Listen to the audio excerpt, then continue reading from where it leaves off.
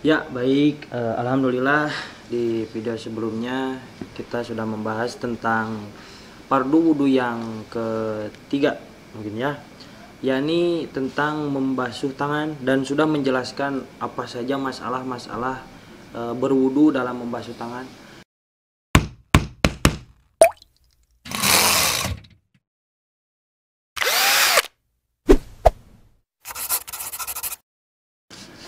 Dan di video sekarang mungkin saya pribadi sama narasumber mau menjelaskan tentang fardu wudhu yang keempat, yaitu membasuh kepala sedikit.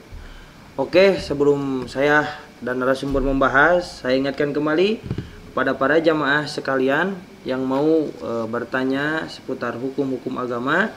Alhamdulillah sudah banyak yang masuk pertanyaan, nanti akan kami bahas satu persatu. Jika kami mampu, bisa langsung menuliskan pertanyaan para jamaah sekalian di kolom komentar di bawah video ini. Dan juga para jamaah sekalian agar terus mendukung channel kami dengan mensubscribe channel ini, dan jangan lupa tekan lonceng notifikasinya, dan like, komen, dan share ke teman-teman atau para jamaah sekalian agar bisa mendapat atau menambah ilmu kepada jamaah sekalian. Oke, langsung saja. Saya akan bertanya kepada Bapak, bisa dijelaskan fardu wudhu yang keempat mengenai membasuh rambut, mungkin begitu Pak. Silahkan. Ya, terima kasih atas pertanyaannya, dan insya Allah semampunya Al-Fakir juga bisa menyampaikan. Yang mana di video sebelumnya Al-Fakir telah menjelaskan fardu wudhu yang ketiga, yaitu Membasuh tangan. Ya. Sekarang yang keempat, yang mana yang keempat juga masih termasuk rukun daripada wudhu atau fardunya wudhu, ya, yang harus dilaksanakan atau harus dikerjakan. Andai kata kalau salah satunya tidak dikerjakan di antara yang fardu 6 wudhu ini, maka wudhu kita juga tidak sah. Ya, ya. Andai kata kalau wudhu kita tidak sah, juga kesananya sholat kita juga tidak akan sah. Itu yang keempat, bismillahirrahmanirrahim, ar-rabi'u masu syai'un minar ra'si, yang artinya fardu wudhu yang keempat adalah mengusap atau membasuh sebagian rambut yang ada di kepala. Sebagian? Ya, sebagian. Tidak semuanya, tidak? Kalau semuanya juga lebih baik gitu. Lebih baik. Sebagaimana yang diterangkan dari kitab yang lain, di antaranya kitab Fathul Muin menjelaskan cara-cara untuk membasuh sebagian rambut yang ada dari kepala, itu. Atau tidak semua juga, sebagian itu sudah mencukupi untuk melaksanakan fardu wudhu. Kalau kita membasuh semua rambut itu dapat kesunahan atau tidak, atau biasa saja? Itu lebih baik. Oh, lebih baik semuanya. Gitu. Karena lebih baik apa? Lebih baik itu. Itu yang artinya caranya juga beda gitu. Kalau misalkan kita mau membasuh sebagian daripada ini rambut yang ada di ini, cukup dengan seperti ini. Kalau yang semuanya cara seperti ini. Oh, begitu. Ini kalau lagi ke sini gitu. Kalau nggak ada rambutnya, botak misalkan? Ya dibasuh aja kepalanya. Bikodriha gitu. Semuanya atau sebagian? Kalau mau sebagian juga nggak apa-apa. Semua juga. Kalau memang nggak ada rambutnya, lebih baik semua aja gitu. Kenapa? Karena kan nggak ada rambutnya, itu lebih baik, itu lebih enak juga gitu. Semuanya. Nah, semuanya iya, gitu. Iya. Kalau misalkan nyatanya seseorang tidak punya rambut dari kepala gitu. Bagaimana Pak kalau misalkan seseorang itu dikala mau membasuh rambut tapi dia memiliki 2 kepala? Apakah dua-duanya harus dibasuh atau salah satunya, atau gimana? Enggak, maksudnya ini kepala berdua ini atau kepala atas bawah gitu maksudnya gitu kan. Kepalanya 2 kan suka ada itu kan orang yang agak kurang normal, ada yang mempunyai 2 kepala tapi badannya satu gitu. Itu pertanyaan yang unik juga gitu ya. Soalnya ada gitu kan orang seperti itu. Orang ya ada yang satu badannya tapi 2 kepalanya gitu ya. Itu cara membasuhnya harus yang mana gitu. Iya. Dua-duanya atau salah satunya? Salah satunya aja gitu. Kenapa salah satunya aja gitu? Karena kepala yang satu juga ke badan satu ke sini. Kepala ini juga sini. Jadi itu kepala yang dibasuh itu mana aja yang dia mau gitu. Misalkan mau basuh kepala Yang sini boleh, kepala yang sini, yang nggak boleh itu kepala yang Bawah. bawahnya itu nggak boleh itu. Itu juga kepala itu sama Iya. gitu. Tapi kadang Pak ya ada yang kembar tuh. Tapi kembarnya itu kembar yang nempel kayak gitu. Itu kan kepalanya 2, badannya juga 2, tapi tangannya nggak 4 gitu. Ya, 2. Nempel, iya 2, kakinya juga 2. Tapi jadi di badannya itu ada 2. Itu kan di situ kan ada, kalau memang Kelainan begitu maksudnya. iya, juga pernah lihat di televisi ada orang yang seperti itu. Itu memang 2 kepala juga punya ininya, Pemikirannya beda juga. Iya, gitu. iya. Mungkin itu juga orang 2. Ya orangnya 2. Orangnya 2. Cuman badannya 1. Cuman gitu. badannya 1. Kalau memang akalnya 2, mungkin itu orang tuh 2. Oh begitu. Orangnya itu 2. Iya, Cuman iya. mungkin ada kekurangan dari segi fisiknya itu yang nggak ada 2 tangannya gitu. Nah kalau memang nyatanya seperti itu, kita ambil akmalnya daripada kita ada kemang-mangan. Tadi juga udah dibilang, ibadah kita itu harus betul-betul yakin gitu. Yakin ya. Ya makanya dibasuh ya dua kepalanya. 2 kepalanya. Termasuk membasuh wajahnya juga harus dua-duanya begitu. Ya, mungkin yang jadi permasalahan itu kalau kita mengambil darurat gitu kan, ada kaidah itu ada darurat tubitul mahdurat. Misalkan kalau harus dibasuh dua-duanya, dia merasa lelah. Itu ambil daruratnya, mungkin juga 1 gak mau apa-apa. Satu juga iya. Nah, kenapa seperti itu? Karena beribadah itu sebetulnya kalau kita betul-betul memahami cara-cara yang tepat gitu ya. Cara-cara yang dicontohkan oleh Nabi melalui ulama-ulamanya, sebetulnya tidak ada yang sulit sebetulnya. Iya. Ibadah itu sebetulnya enjoy, enak, juga berpahala gitunya, mendapatkan nanti kebahagiaan yang dijanjikan oleh Allah itu akan menjadi kenyataan. Cuman yang jadi permasalahan sekarang ini gitu, yang menjadi permasalahan, orang itu tidak merasa bahwa yang diperintahkan itu berfaedahnya itu bagi dirinya itu seakan-akan tidak terasa. Kenapa tidak terasa? Karena ibadah itu intinya harus sampai ke hati. Iya. Harus sampai ke hati. Iya pasti. Baik yang wajib yang dilaksanakan mereka atau yang sunnah. Kalau sudah sampai ke hati, kalau udah nyampe ke hati, itu akan beribadah itu akan terasa tenang. Makanya makanya Allah berfirman juga, ala bizikrillahi tatmainnul qulub. Orang di situ itu bizikrillah itu orang yang ingat kepada Allah. Nah, kita kan jangankan untuk di luar sholat, kadang-kadang orang sholat juga nggak ngeh kepada Allah Subhanahu Wa Taala. Nah, ini juga akan mempengaruhi sehingga peribadahannya itu tidak merasa apa yang diperintahkan Allah itu seakan-akan tidak terasa aja gitu. Kayak makan, kalau memang orang lagi sakit gitu ya, dikasih dengan makan apa saja tidak akan terasa nikmat. Kenapa orang tersebut tidak nikmat dikasih makan? Padahal makanan tersebut makanan mewah. Tapi kalau dimakannya bagi orang yang sakit, nggak ada nikmat. Iya. Nah, di peribadahan juga, kenapa kita tidak merasa nyaman, tidak merasa enak di dalam ibadah? Mungkin kitanya sakit. Nah, yang pertanyaan sakitnya yang mana? Nah, itu di dalam hati kita itu. Gitu. Karena yang sakit di dalam hati itu tidak terlihat, gitu. Bahkan dokter spesialis apapun tidak bisa untuk mengobati seperti itu. Gitu. Kenapa tidak bisa seperti itu? Karena kadang-kadang dokter sendiri punya penyakit seperti itu, dia sendiri tidak bisa mengobati gitu. Tidak terlihat tapi terasa mungkin. Penyakit hati. Itu penyakit hati itu. Makanya jangan main-main dengan hati. Iya. Berisikonya luar biasa. Iya.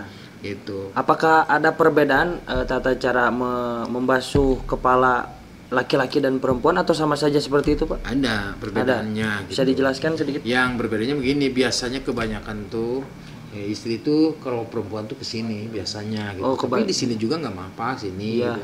Yang penting itu mana biti sya'ri aja. Iya. Yang rambut jadi daripada kepalanya, bukan yang jadi dari wajahnya gitu. Di sini. Cuman harus ada air yang rembes kepada kepalanya. Jangan sampai kita membasuh sebagian daripada rambut yang jadi dari kepala, tapi ujungnya di sini. Oh begitu. Ya, itu nggak sah itu. Iya. Berarti, tapi kalau misalkan wanita kan rambutnya itu aurat, Pak. Iya. Kalau agak susah misalkan menutupi rambutnya, apakah sebaiknya dibuka dulu atau harus tetap dipasang itu kerudungnya? Ini pertanyaan juga perlu tahu juga di luar sana gitu ya. Karena kan istri itu rambutnya aurat. Iya. Aurat itu ya. Makanya istri itu kalau berwudu misalkan di banyak orang, Iya. sehingga di situ susah, Iya. gitu, maka jangan dibuka, di gini aja, masukin. Sedikit. Nah, sedikit ke dalam. Iya, gitu. iya, iya. Kalau kita dibuka sehingga orang lain bisa melihat gitu. Itu yang namanya aurat itu bukan hanya rambut loh istri. Iya. Suaranya juga bisa jadi aurat Iya, sebetulnya gitu. Makanya kalau istri tidak menutupi aurat daripada rambutnya kemana-mana, Bapak pernah lihat lihat sejarah waktu Isra dan Mi'raj Kanjeng Nabi Muhammad SAW pernah melihat ada seorang istri yang digantung gitu, rambutnya itu digantung ke atas, bawahnya sampai dikasih belenggu yang tidak akan terangkat oleh manusia. Di situ ditanya, itu punya amal apa orang ini, kok seperti ini siksaannya? Katanya, kata malaikat yang disampaikan kepada Nabi, orang ini waktu di dunianya tidak menutupi aurat rambutnya. Gitu. Nauzubillah min dzalik. Makanya bagi siapa saja perempuan di sana, itu kita jangan merasa enak dengan rambut kita diperlihatkan kepada orang lain, padahal di situ itu terus-terusan akan menjadi dosa. Gitu. Iya. Itu rambutnya itu memang aurat bagi istri. Berarti Jami'u badanihi. Berarti ada perbedaan sedikit antara laki-laki dan perempuan dikala membasuh rambut begitu, Pak? Iya. Kalau laki-laki bebas lah. Iya, Laki-laki mah Kan auratnya cuman dari pusar sampai dengkul. sampai dengkul. Ya kan kalau laki-laki lebih bagus dibuka kalau pakai peci Iya. begitu. Ya kalau perempuan harus Ditutup ditutup. karena itu aurat. Iya, gitu. iya. Aurat. Iya. Kenapa seperti itu? Jangan kita melaksanakan ini tapi kita di belakang kita jadi kejelekan atau jadi dosa. Iya. Kalau kita mau beribadah itu harus apa tuh? Harus 100% tidak lagi dengan ada sesuatu yang merusak gitu. Iya, dengan maksiat sedikit. Nah, itu disebutnya kalau istilah dari kitab itu orangnya juhud, apik lah kalau kata bahasa kita itu apik gitu ya. Jangan Hati-hati, sampai kita berbuat amal tapi di sisi lain kita berbuat dosa gitu. Iya. Itu jangan sampai gitu. Makanya kita perlunya di zaman saat ini, zaman sekarang ini, kenapa kita harus wajib mencari ilmu? Karena orang itu kadang-kadang dia udah merasa kalau misalkan udah sholat, dia udah merasa sholat aja. Tapi banyak hal yang menghancurkan amal sholatnya. Banyak itu. Makanya di sini perlu kita betul-betul secara rinci, secara tafsil, secara rinci. Andai kata di luar sana menanyakan tentang hal ini, kalau kita mampu, ya sampaikan kepada mereka. Iya. Gitu. Mungkin salah satunya ini bisa membantu mereka di luar sana. Amin. Gitu. Kalau kita mau membasuh Kepala. sebagian dari rambut dari kepala kita, maka basuhlah dengan apa yang dicontohkan oleh ulama, karena ulama itu al ulama warasatul anbiya. Pasti yang disampaikan ulama kesitunya nyampe kepada Nabi kita Muhammad SAW. Kalau sudah nyampe kepada Nabi ya jelas itu adalah perintahan Allah. Iya. Itu adalah perintahan Allah. Iya, ngerti. Nah di situ kita harus benar-benar belajar, nanti beribadah itu harus betul-betul dengan dengan apik, dengan juhud. Jangan sampai abdas itu jangan sampai seperti ini. Orang tuh banyak orang yang cuci muka aja kayak orang bangun tidur hilangkan itu beleknya. Gitu. Kok masa masa basuh aja kok kayak seperti ini nggak boleh. Itu harus betul-betul dengan rapi gitu, dengan betul-betul rata. Apa yang dicontohkan ulama gitu.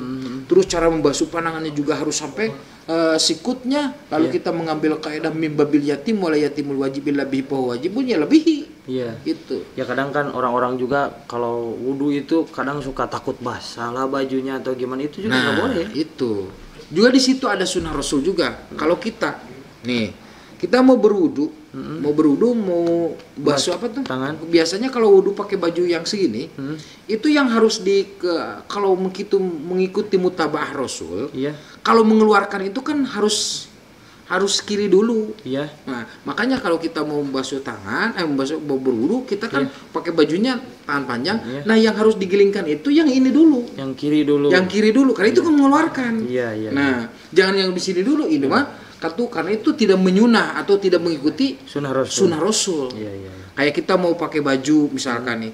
Kalau pakai baju kan harus yang dimasukkan pertama harus kanan dulu, kitanya juga harus duduk. Iya. Itu yang dicontohkan Nabi gitu. Nah, kita kalau memang mau beribadah ingin seperti Nabi, ya yang kita mampu ikuti. Jangan hanya seperti hanya di sholat. Kalau bisa makan juga ikuti kayak Nabi, cara duduk ikut juga kayak Nabi, cara makan dan lain-lainnya. Sekarang masih banyak gitu. Orang kok ngaji tiap hari tapi makannya sambil berjalan. Gitu. Banyak orang sekarang mau rokok aja baca bismillah. Itu kan nggak ada keterangannya. Makanya kalau kita merokok itu jangan dari tangan kanan. Misalnya ini contohnya ini, misalkan ada rokok. Nah ini kebetulannya ada rokok nih misalkan. Ini kalau mau merokok itu jangan sampai kita itu sama, kalau orang di tangan kanan itu untuk memuliakan. Makanya ngambil rokok itu jangan pakai yang ini sebetulnya, harusnya jangan pakai yang kanan begini. Langsung begini. Sama gini misalkan. Ini contoh aja sini. Iya, harusnya begini gitu. Ini kan pakai yang kiri. Pakai aja yang kiri nggak apa-apa gitu. Nah, ini begini. Ini ya kalau ini nggak apa-apa gitunya. Nanti kalau suatu saat pindah ke sini kan niatnya dari sini. Nah, gitu. Al-asru qaulun gitu. Kita harus pas apa yang dicontohkan oleh Rasul, apa yang dicontohkan oleh ulama-ulama. Orang lain yang udah apa tuh? Yang udah benar apik gitu ya. Dikasih uang juga nggak masuk ke sini. Karena kalau masuk ke sini berarti memuliakan. Orang yang apik masuk ke sini dulu atau diinjakan dulu kepada kakinya. Begitu. Itu kalau yang kita mah belum bisa sampai ke sana. Karena itu bukan pelajaran di fikih, keluar daripada fikih. Nanti juga kan akan ketemu dengan semakin kita banyak ilmu, semakin kita banyak ngaji, terus bertingkat amal juga, berubah juga sesuai dengan ilmu yang kita ada. Allah mengangkat derajatnya, Allah mengangkatkan ibadahnya juga. Allah akan mengangkat melebihi ganjaran-ganjaran yang sebelumnya. Berarti di samping kita melakukan fardu kewajiban, kita juga harus kewajiban kita juga, dan yang fardu harus diikuti dengan sunnah-sunnah begitu. Agar lebih sempurna ibadah kita. Agar lebih sempurna juga, sunnah itu adalah satu amalan yang mendekatkan diri kepada Allah. Begitu. Modal kalau fardu mah. Kalau kita pengen untung, ya harus ada modal dulu. Jangan sholat tahajud dibanyakin, sementara sholat buang wajib dilalawarain, dilalaikan gitu. Ya kalau maksudnya diabaikan gitu. Kalau sholat tahajud kita punya keinginan, wah dia rajin sholat tahajud tiap malam, sementara sholat fardu dia dilalaikan atau sholatnya semaunya dia. Nah kita benarkan dulu nih yang wajib, lalu setelah kita belajar dengan ilmu yang kita punya dipasangkan kepada yang wajib, di situ diikuti dengan sunnah, maka sunnah adalah salah satu keuntungan daripada kita sudah punya modal. Nggak mungkin lah orang punya keuntungan tanpa modal. Makanya ada istilah bahasa Sunda, orang tidak punya modal paling ada modal gitu. Itu kudu modal gitu. Modal utama mungkin gitu pokok. Kalau kesunahan itu keuntungannya gitu. Makanya kalau orang tidak punya untung, pengen keuntungan, modal nggak punya. Nggak punya modal, ya di dunia itu cuman modal aja gitu. Di dunia cuman itu aja gitu. Ya kata orang lain sih kalau memang seperti itu, kembalinya kepada hardoles dahar modal hes atau hardolin dahar modal ulin buat apa? Karena kalau selamanya kita hidup seperti itu, maka akan cepat tua. Orang banyak sholat, orang banyak wudhu itu sudah dijanjikan oleh Allah. Bahkan ada satu riwayat yang menerangkan mandawamal wudhu, siapa saja orang yang dalam wudhu nanti dikala dia mau wafat atau mau meninggal dunia, itu malaikat Jibril itu akan menghadiri waktu sakaratul maut. Juga tidak akan merasa sakit dalam sakaratul maut. Juga orang yang dalam wudhu, sering wudhu, benar cara wudhunya, itu benar-benar wudhu, melaksanakan wudhunya itu dengan yang dicontohkan ulama, maka rezekinya akan Allah berkahkan, keluarganya akan Allah berkahkan, ilmunya juga akan Allah berkahkan. Tidak akan ketemu kalau tidur, sebelum tidur dia berwudu dulu, tidak akan mimpi buruk. Kalau sebelum makan dia berwudu dulu, maka yang dimakan tidak akan menjadi penyakit. Kalau kita mau ngobrol berwudu dulu, maka obrolan kita akan dijaga oleh Allah dari obrolan yang tidak ada manfaat.